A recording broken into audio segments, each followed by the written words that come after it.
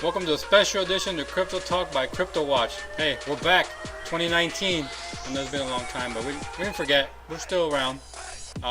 Special edition because this is going to be a podcast of our discussion of probably the past year, what happened in crypto, altcoins, blockchain, anything else. All right, enjoy 2019 Crypto Talk, Crypto Watch. We're back, mother. Shut us down and it ain't gon' slide. Only thing I fear is God and he on my side. That's the confidence I got, cause he got me. That's why I really feel like you can't stop me. That's all you got. Come on with it. That's all you got. Check 1 2. This is Crypto Talk by Crypto Watch. First episode of 2019. We kind of started off kind of like we did last year in 2018, but that'll be like a behind the scenes video that we'll post up one day. But for now, we're going to do this podcast format and do some visuals as we talk about it. But let's get here with Mr. Sir Rick Rock, and we're going to summarize some of what happened the last year in 2018. Maybe talk about new companies and what their ventures are into blockchain, and maybe the Bitcoin Cash fork, and many other things. But let's say what's up to Mr. Sir Rick Rock. What's up, man? What's up, Paning? All right, you know any idea what we want to talk about right now, or should I just start it off right now? State of the market, see what's going on. All right, so how's the state of the market right now? It's in shock. It's still trying to recover, as most of you probably already know. Big hit. The market's down, lower than it was maybe 2 years ago. Yeah, it went down around 80%, 80% plus, maybe almost 90. Oh yeah, and we were talking about how your study patterns, right? And you were talking about going back to 2014 or 2013 around. That's the last time a similar spike happened, like we did at the pretty much the ending of 2017 into 2018. And what happened right after doing the year, you can see in the pattern that the next following year, the same thing. It just went down and it dropped. I think what you were saying, 88% or 80 to 88%, and that's kind of what's happening right now, right? That is correct. So the example I was giving the other day was it went up, I think over 1,000%. Both times in the year 2013 and 2017. Yeah. And then it had a correction of around above 80%, 80 plus. And then you never know. And then it goes into a bear market. And maybe 2019 will be a bear market. All the weekends and everybody, we'll probably just sit around for a while as the big markets, big companies start setting up for maybe 2020, where maybe the S&P, the Dow might have their major correction, which maybe helps out this space grow or have more interest. And when you're talking about traditional stock market like the Dow and the S&P and NASDAQ, how much effect do you think that has to do with the crypto market, as meaning when they're affected by what's going on in the world now? We're talking about, what I mean is the tariffs on China and then tax rates increasing and all that kind of fear of what's going on. That has an influence on traditional market. Does that affect any other crypto market at all, or? We don't know yet, because this is maybe the first time that I've probably going to experience the tariffs or any economical crash other than the 2009, because in 2009 to 8, that was the reason why Bitcoin was kind of created revolution, which kind of grew. But this is a different time around where now we have tariffs, the market going down, rates probably going up. Okay, yeah, that makes sense. That makes so much sense. All right. Well, let's talk real quick about the fork. I think that was big news. It's kind of what was kind of like the last major news for 2018, the last couple of months, when the Bitcoin Cash fork was announced. Yes. And it split into ABC and SV for Satoshi's vision. what looks like the SV part of Bitcoin Cash is one that really took off. Was it, I don't know, popularity or the name, or that it has Satoshi attached to it? But do you agree that that's probably the one that people are following or looking for? Has a better project, or do you know anything about anything that we need to know about the fork? Then that's I think it's more like a popularity contest right now. You have ABC, which is Bitcoin Cash, and you have the original one, right? Original, and then you have Bitcoin Cash SV, which was rumored. I forgot his name is. I forgot his name, but the creator, he's saying he was Satoshi himself. Big rumor how SV is growing is he has a lot of Bitcoin stashed away, and he's selling his Bitcoin. Maybe that's really? why Bitcoin is going down and SV is going up. Same thing with ABC. They're probably dumping their own Bitcoin and pumping their own coin. And they're in hopes to take over eventually? Like how every altcoin tries to say that eventually they'll be the ones that take over the market cap like Bitcoin does in the future. Huh? Everyone wants to take over. But no, not any of them really can, right? Only maybe a couple that we can think of. Well, yeah. Popularity again is well, we're the one that's gonna basically maybe make that decision at the end of the day. Maybe that's the whole concept of this, right? Is maybe if we are creating the value and we're the ones that are gonna choose at the end of the day. No one. Yeah. Is there anything particular you like, SV over ABC or ABC over SV? How volatile it is? It goes up and down. Which one? Both. Yeah, they're kind of priced pretty similar, right? In the same range, 100 and something right now. Yeah. All right. That's one thing. Also, I think I wanted to talk about blockchain, and I know you're very fond of IBM, right? Mm-hmm. And I've seen the commercials already. They are announced like just in the random television commercials about the IBM blockchain and how that's helping, I don't know, prepare for the future. So who is it that they are collaborating with to bring their own blockchain? They're using one of the altcoins, right? Yeah, they use Stellar. One of the favorites, of course, from Stella. a lot of. That's not a beer. It's Stella. Stella Artois. But yeah, XLM. That's what they're using. That's a good project, right? I mean, especially if they're able to take IBM here, or collaborate with them. You have two major companies getting together. Something might happen. Looks like they're going to start a payment system. So we'll see. Really? We'll see. I'm fond of Kin right now.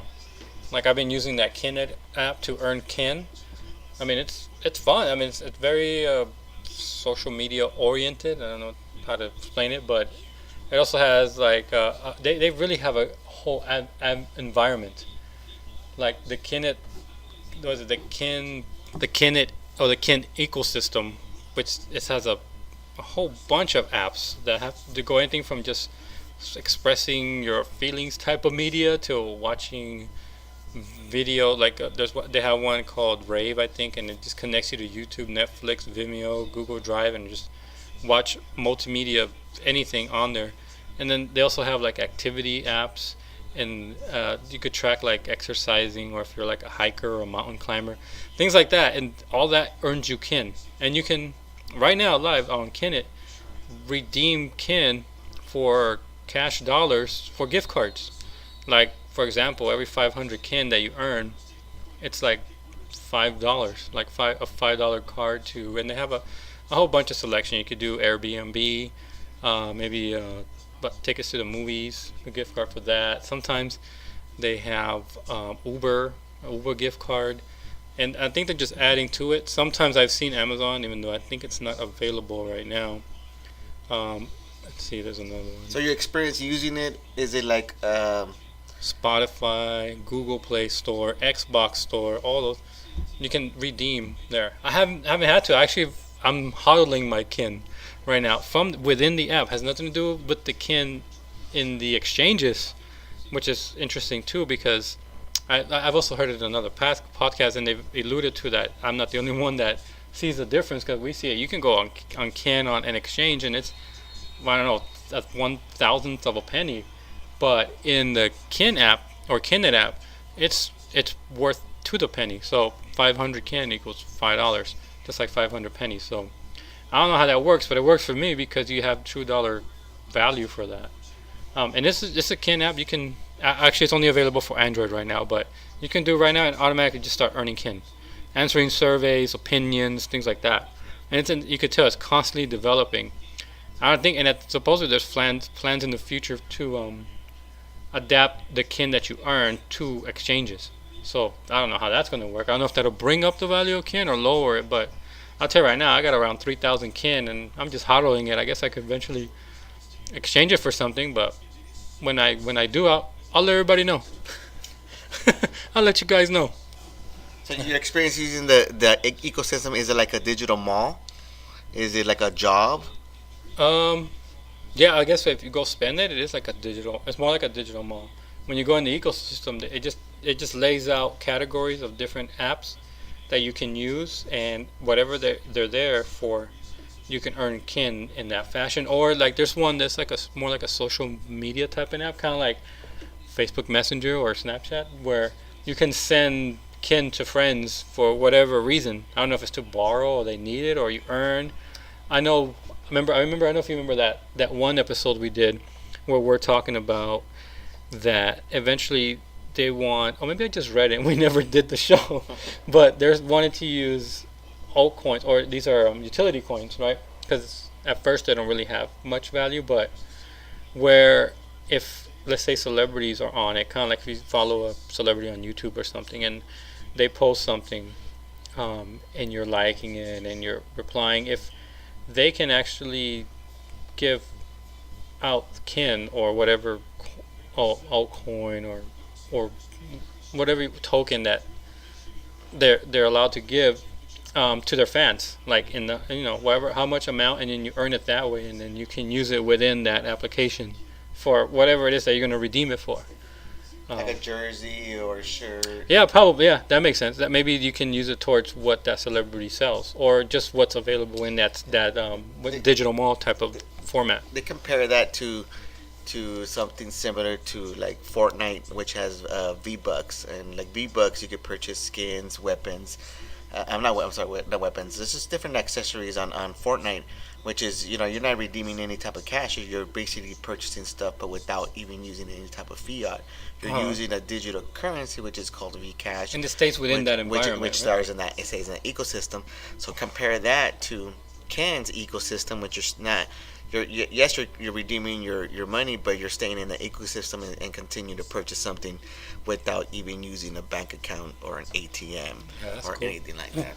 That's better. If you don't need anything like that, it's easier to transfer things around. Yeah, and which is interesting, guys. That's the whole concept of why this cryptocurrency is trying to revolutionize, I guess. Yeah, and does that fall under the category of like what the CFTC and the SEC call? I think they call them digital currencies, right? Just to encapsulate everything that has to do with fintech, financial tech, to any type of, I guess, payment methods that are not fiat. So, because if let's say you can take Kin completely off an exchange, but you can still use it within the environment, right? And the same for what's the other one that's doing that? Can't think of one. VeChain, maybe. I don't know if I remember right. VeChain, the one we're talking about. Maybe. Yeah, that's the one that's creating Thor, which is a kind of like a currency that it's creating for VeChain. Once you carry VeChain, it produces this Thor, which later on it's going to have this value, which you can be able to most likely exchange it, trade it, and purchase items as well. Yeah. So like you see, a lot of, even though the market's down, the projects are still moving forward. At least the ones that still have money, because a lot of them are starting running out, and then the fear of these altcoins, especially the smaller ones, are probably not going to last very much longer. And the expectation is that the market's going to change the next year, right? That a lot of some of the big heavy hitters that we've gotten to know, are probably not going to be, let's say, even for the top 10 or even the top 20, and they're going to slowly keep dropping, and there's no project. I'm glad to say that Tron's not included in that. Which is good. The market needs this correction and let all the weak projects kind of go away and all the weekends and go away and let's go ahead and create a stable base and continue to grow. Yeah. Yep. So, what was one of the last things we want to touch upon here in 2018? I know there was a lot of stories we didn't get to. Sorry. We just didn't have time to continue crypto talk, so we're doing it in the podcast. But we're going to talk about what's going to happen this year. For 2019, expecting, I don't think, doesn't seem like much is predicted yet. It's going to stay a bear market. Mr. Market Trade Financial Wizard. No, I guess. I'm assuming it's probably be a bear market. From the last pattern I seen back 2013, 14, I would say maybe a whole year of being a bear market. But sometimes during summer there's a little shake in the market, which is kind of, oh, that's true. we see pumps there, or fake outs or so on. But just kind of expect a little bit of a bear market. But just again, keep informed, keep educated, and see what's out there. All right, that's cool. I think that for now wraps it up. I know there's a lot more that happened in 2018, but there's really not much point to get into more of it. And let's move on to 2019. This is Crypto Talk by Crypto Watch Podcast. And I think that will be it for now, huh? Yeah. Keeping it not so long. Also, one last thing has to do another part of the crypto environment. Graphic cards, get your graphics cards right now. They're cheap and on sale. All the GTX 1070s or 1080s, they're all coming back, and now Nvidia's in trouble because stockholders or shareholders are mad because they can't keep up with the non-demand now. They're really falling, and yeah, the mining really dropped off because it's not profitable to mine Bitcoin or anything for that matter. But anyway, get your graphics cards cheap now. Anyway, that's some geek talk. Alright, that's it. Crypto Talk, Crypto Watch. We're done. Maybe we'll see you soon. Maybe not. Well, we'll probably not see you, but you can listen to us. We'll stay on the channel. We'll say peace out. Rick Rock. Yep. Alright, catch you later, man. This is Crypto Watch, Crypto Life, Alright, crypto news, crypto junkies. This is Rick Rock. This is Crypto Watch, Crypto Life. And this is Sky Vision. We're out too. We're out of here. Peace.